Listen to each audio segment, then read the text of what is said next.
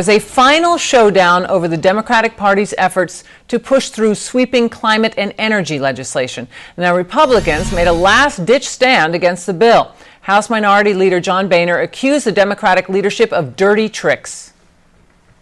Now, I really hate to do this, but when you file a 300-page amendment at 3:09 a.m., the American people have a right to know what's in this bill, and have a right to know what we're voting on.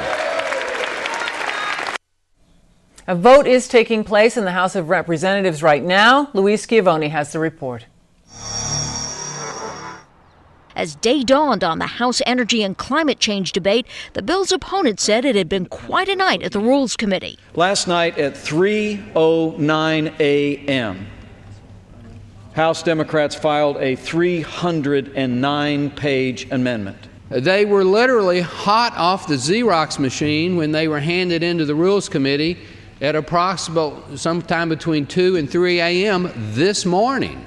By day's end, a sweeping bill filled with tax measures arrived on the House floor for a vote at more than 1,200 pages.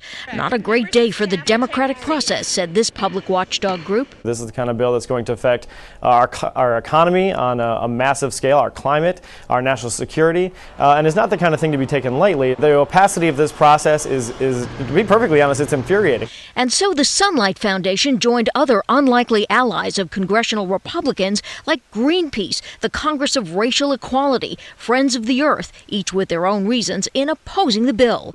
Heavily advocated by the Obama administration and congressional Democratic leaders, the bill would change the way Americans produce and consume energy. Stop this addiction.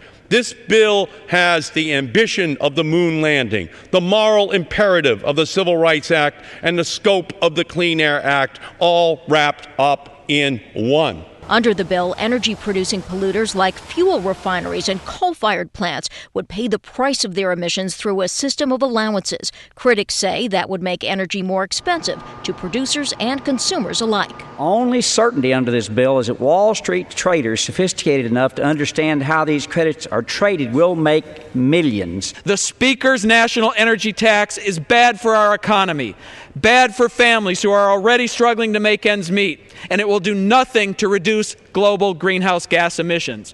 It's all pain and no gain. House Democrats produced a roster of dozens of bill supporters, including the AFL-CIO, the Consumers Union, and a number of energy companies.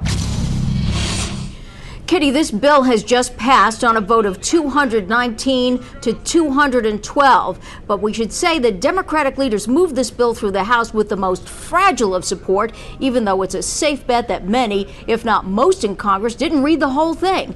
And it's expected to face an even tougher test when it gets to the Senate. Kitty? Louise, that's a squeaker and a certain calculated risk, wasn't it?